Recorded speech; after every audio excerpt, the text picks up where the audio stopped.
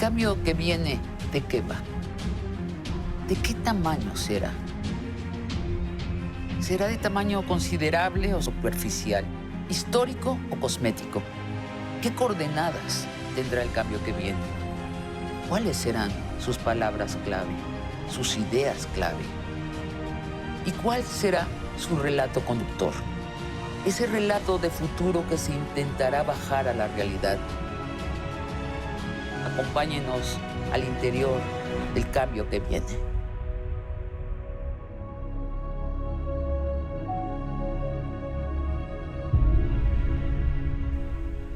Hola, Juan Ackerman, ¿cómo estás? Muy bien, Sabina, un gusto, como siempre, conversar contigo.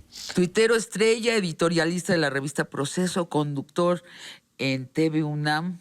En años pasados eras ya una voz muy importante en la izquierda y te llamaban extremista y no te invitaban a la televisión ni a la radio. Así es. Sino excepcionalmente. ¿Te invitaba Fernanda Tapia?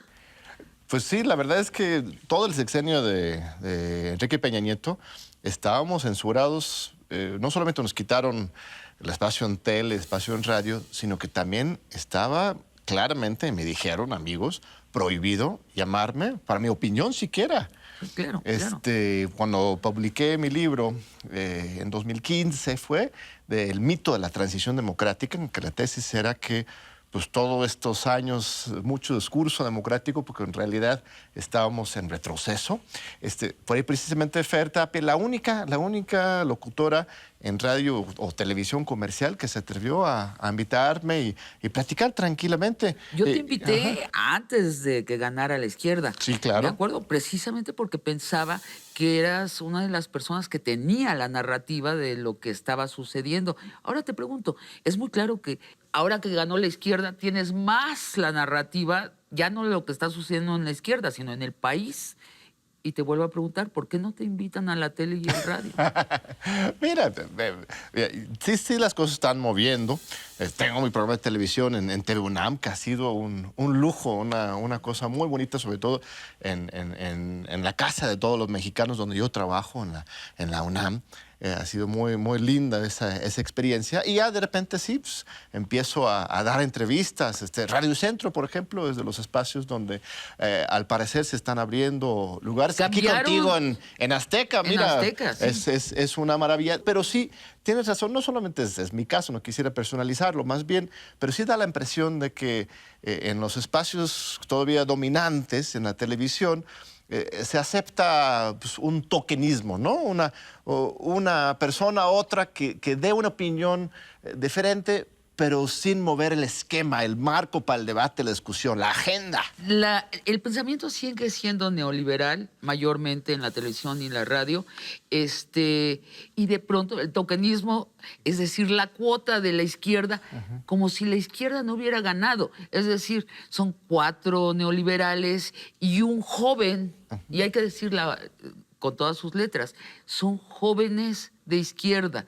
No necesariamente la gente más experimentada, sin quitarles ningún mérito. Tienen un mérito, pero es muy notable que tienen la mitad de la edad de los neoliberales que están allí y que estaban antes, los mismos. ¿Qué pasa? ¿Cuál es tu lectura? ¿Hay una negación de que ganó la izquierda? Yo creo que desde luego hay una necesidad, un deseo, un proyecto de mantener el control sobre la discusión pública, ¿no? Eso es la cosa. La izquierda pues, gana algunos espacios políticos, pero no quieren permitir que la izquierda también gane pues, realmente el debate, el centro, el poder, porque el poder va más allá de solamente las instituciones gubernamentales, incluye los medios, incluye la sociedad, la economía. Espacios, es el gobierno federal. Así es. Y el Congreso. Sí, pero en un sistema capitalista como el que vivimos, sí, el gobierno es solamente una parte de las coordenadas generales del poder. Es ¿no? mantener la narrativa. La narrativa, la agenda, ¿no? Por eso les desquicia tanto lo de las mañaneras, ¿no? Porque Andrés ahí no solamente está haciendo un buen trabajo gobernando su gobierno, sino que está incidiendo precisamente en la agenda de debate y discusión pública. Pero en los espacios que son suyos, estas mesas de debate, discusión, sí no están dispuestos a soltar quién dicta la agenda, quién hace las preguntas. Algunas respuestas diferentes lo pueden aceptar, pero eso de quién hace las preguntas y cómo, todavía no lo quieren asumir, Ahora, ¿no? hablemos de la crítica que se está dando. Está esta crítica desde el neoliberalismo, que necesariamente casi todas las medidas les parecen incorrectas, pues estamos cambiando de modelo económico. ¿Qué tan útil es esa crítica que critica básicamente todo? Mira, yo creo que es legítimo defender principios conservadores, ¿no? No es la única narrativa ni la única ideología, la de Andrés Manuel o la del antineoliberalismo.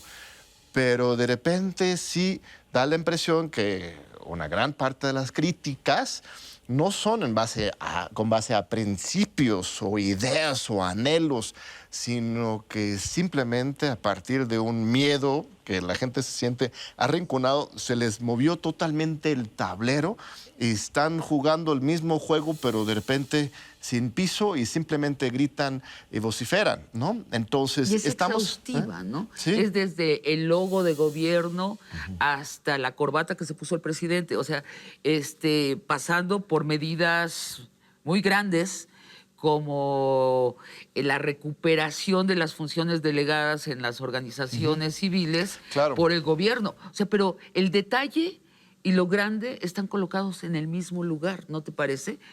Eso ayuda Sí. también que el Twitter, mucha de la crítica se está dando por Twitter y que tienes 280 caracteres. Y allí no puedes dimensionar cada suceso. Hay discusiones importantes que están teniendo lugar, ¿no? Como esto de la sociedad civil me parece muy importante que se haya puesto en la mesa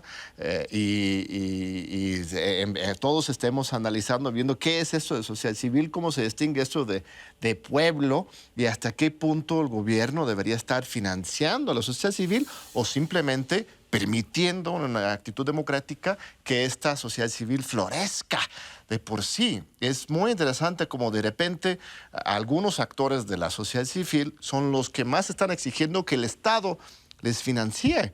No que supuestamente defendían la autonomía del Estado, ahora ellos son los que están rogando al Estado. Ahora, obviamente hay un papel muy importante para que el Estado entre y financie a espacios que no son financiados por el mercado, como la cultura, por ejemplo. Es que son como ¿no? 60,000 organizaciones no gubernamentales. Entonces, bueno, no es lo mismo un refugio que una organización que se juntan a cenar para discutir cómo van a cambiar la educación desde su restaurante en Reforma, que así fue. Digo, no voy a decir el nombre de la organización, todos la reconocemos, que se juntaron a decir, mira, la educación debería ser así. Y si no se ajusta a mi esquema, pues que se ajuste. Pero los refugios son de otra índole. Así es. Estoy segura que hay refugios corruptos. ¿Por qué no si en el país, si es un país inundado por la corrupción? Pero estoy también segura de que hay refugios altruistas, completamente altruistas. Por supuesto, y lo que estamos viendo es un gobierno que está modulando, ¿no? Se está tomando una decisión muy clara de que tenemos que evitar el derroche, el regalar el dinero a ONGs o organizaciones sociales. Hay organizaciones sociales, por ejemplo, que también son muy clientelares y corporativos que están sacando el recurso. Entonces, en principio, tenemos que limpiar este huachicol en todos los ámbitos, pero estamos viendo un gobierno que también está considerando caso por caso. El tema de los refugios para las mujeres abusadas, violentadas, muy rápidamente después, ¿no? Ya se está recuperando, se va a financiar esos proyectos. En la cultura también, los proyectos que valen la pena, que realmente en que el dinero público está generando creatividad y avance, ahí se está financiando. Pero como principio general, vamos a recuperar la rectoría del Estado y a partir de ver casos específicos. Entonces, yo creo que eso es muy importante, ver esa flexibilidad, ¿no? Y te pregunto, no tu opinión, porque la verdad es que sí eres una de las explicadores de este gobierno más informado. Eres un formador de los cuadros intelectuales de Morena. Ahorita te voy a preguntar sobre cómo va eso. O sea, sí estás en la entraña de la narrativa que viene del gobierno. Entonces tú dices, sí es propositivo que el presidente dice una cosa muy amplia. Las sociedades civiles, las organizaciones civiles no son buenas. Y ve la reacción, escucha la reacción, está interesado en el debate, cambia de opinión. ¿Sí es así? Sí, por supuesto. Bueno, hay una sección muy importante. Él no dice las organizaciones de la sociedad civil. Él dice quienes utilizan, se visten de sociedad civil, están... La oligarquía disfrazada de organización No, él civil. dice que yo conozco muy pocos ejemplos de quienes se definen sociedad civil que sean de izquierda. Las organizaciones que yo conozco que sean de izquierda se llamaban pueblo, ¿no? Organizaciones populares. Entonces está haciendo una distinción clara y eso es real, ¿no? Pero espero que también Entonces, lo estamos educando, porque pero al bajar esa análisis que está haciendo, histórico, analítico, al bajar esto a algo, un ataque en contra de una figura jurídica, ¿no? Las ONGs, ya es mala leche, porque él no dice eso. Lo que él está diciendo es que hay que recuperar la rectoría del Estado Así es. y contribuir y trabajar con la sociedad civil, a la sociedad en general, cuando haga falta y cuando estamos resolviendo problemas juntos. Entonces, ellos ya dicen, bueno, todas las ONGs está a la basura. Pero sí, yo veo una modulación y veo una escucha real. Una En escucha. tema de cultura es muy clara. Sí, Sabina, sí, tú mismo sí, has sí. participado Así varias es. veces en reclamos y... sí, cuidado. pero cuidado. muy legítimas No, claro, en Twitter. en el caso y del- también has visto cómo hay una respuesta. Absolutamente. En el caso de los estímulos fiscales, yo me alarmé porque efectivamente hay unos estímulos fiscales que han sido aprovechados por grandes consorcios para hacer un desvío de dinero impresionante en coordinación con las instituciones culturales. Pero están los estímulos fiscales de los que se alimenta el teatro, el cine, la danza, todas las artes performativas de este país, que se podría cambiar el modelo, ¿eh? Había otro modelo estatal antes y ahorita podría haber otro más, pero el dejarlas sin recursos me alarmó. Escribo un Twitter, se enciende la conversación en las redes y a las 8 de la noche del mismo día que la discusión empezó a las 6 de la mañana, coordinado con la mañanera del presidente, precisamente allí anunció esto de los estímulos fiscales. A las 8 de la noche había una declaración oficial de la Secretaría de Hacienda. Lo interesante es que estás aclarando que esto sí es premeditado y que hay una escucha de parte del gobierno. No sé si sea premeditado, lo que sí tenemos que distinguir entre lo que serán los principios generales que hay que cambiar este país, ¿no? No podemos anunciar excepciones, una política de excepciones, ¿no? Uno tiene que anunciar una política, claro, de principios, para aquí vamos. Y en el camino hay que ir evaluando qué es lo que esto implica. Y eso es lo que yo veo que está haciendo el presidente.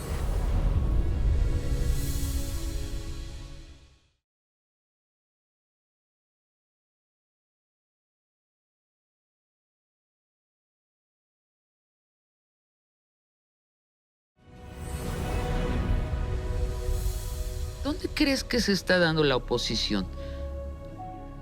Pues en primer lugar, dentro de Morena misma hay una pluralidad, ¿no? Lo vimos muy recientemente con el tema del aborto, ¿no? Por ejemplo, tienes Sí, Lili diputados Telles, locales e resultó incluso que federales sí. que están a favor y en contra del derecho de la mujer a decidir.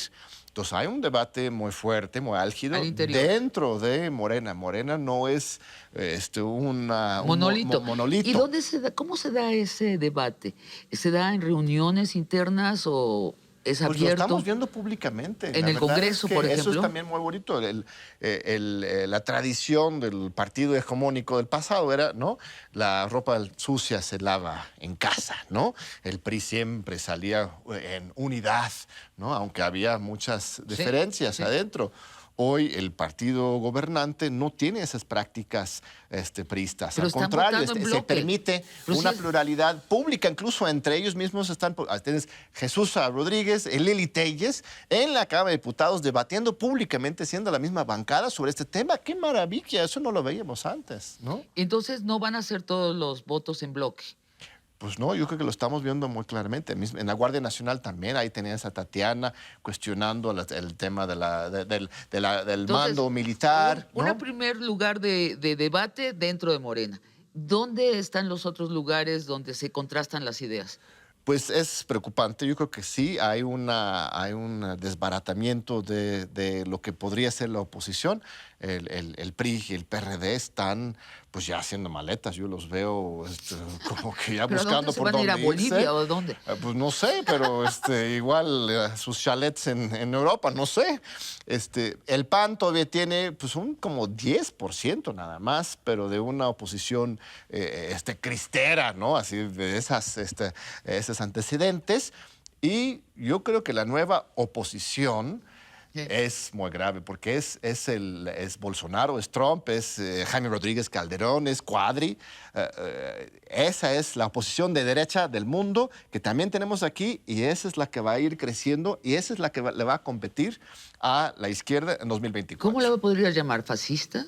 Pues neofascista, yo creo que sí. ¿Neofascista? O sea, el fascismo es un concepto, ciencia política muy específico, viene de Italia, se materializa más populismo claramente de derecha, ¿o cómo? en Alemania. Populismo de derecha, no me gusta usar el populismo porque es tan polisémico. Es algo, pues, o sea, es el trumpismo, el bolsonarismo, es un neofascismo neoliberal. Que repudia, es una antipolítica muy fuerte, una antipolítica simultáneamente profundamente politizado porque gana elecciones.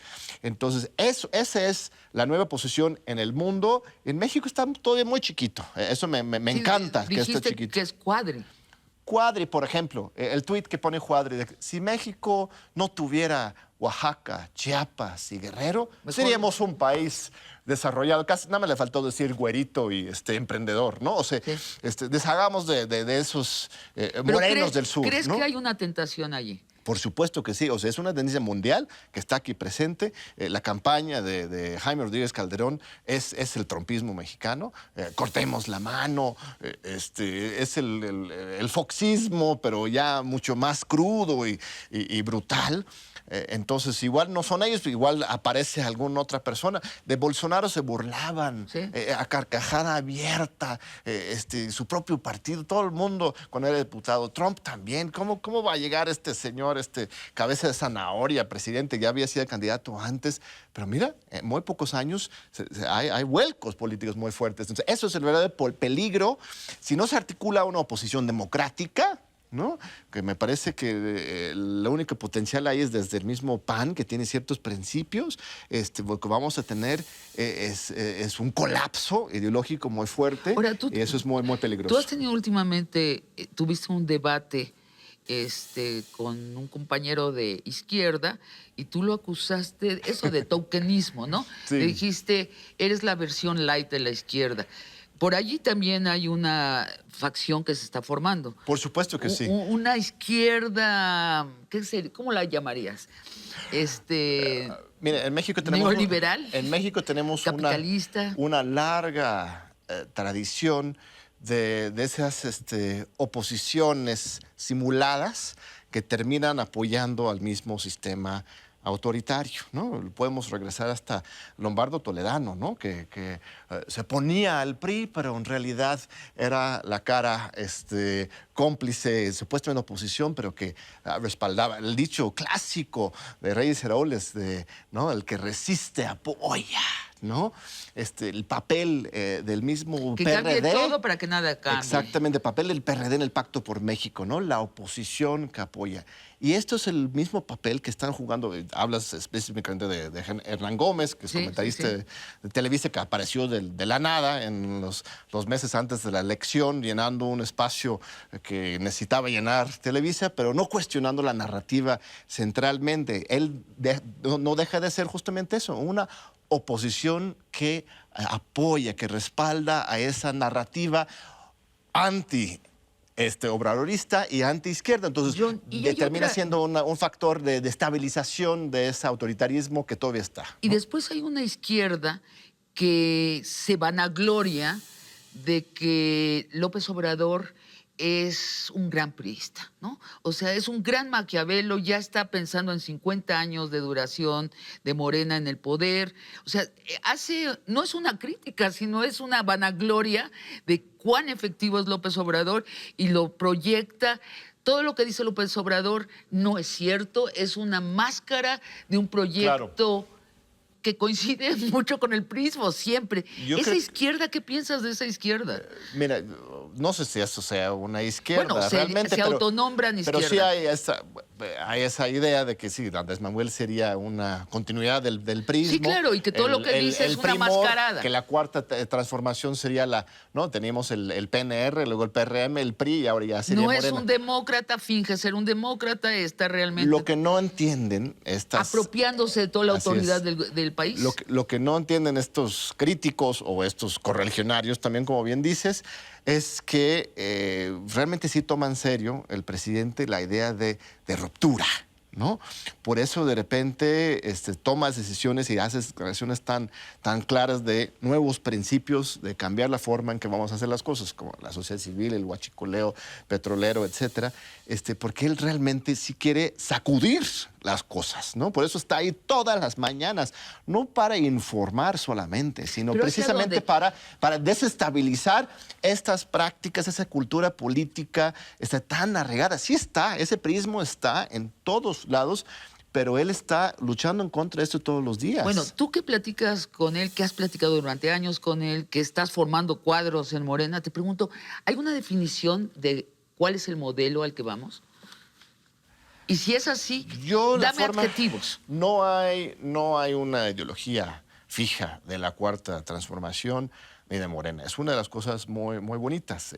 Ya hablábamos de la enorme pluralidad que está ahí. Lo que es Morena para mí y mismo la cuarta transformación es una apertura, ¿no? Es un momento histórico de apertura en que tenemos una gran oportunidad para construir a partir de ahí algo que nos lleve a una nueva etapa histórica en México, pero además con alcances internacionales. Sabina, es increíble cómo todo el mundo está viendo a México. Ya hablamos de Trump y Bolsonaro. La otra cara es Macri y Macron, por ejemplo. Francia y Argentina, ahí ganaron sus Anaya, ¿no? Macri y Macron, el hiperneoliberalismo antipopulista, pero que en los mismos unos 6, 10 meses terminan con un legitimidad colapsada. Pero entonces, me inquieta que no me das adjetivos de ese próximo modelo, no que me des un perfil exacto, pero por ejemplo, ¿es democrático? Por supuesto es democrático. ¿Es capitalista? Mira, yo creo que lo que está construyendo Andrés Manuel es una nueva visión mucho más profunda de lo que se llamaba en los 90s la tercera vía. Es muy peligrosa esa palabra porque la tercera vía, la de Giddens, la de Castañeda, de Fox mismo, era una mascarada, ¿no?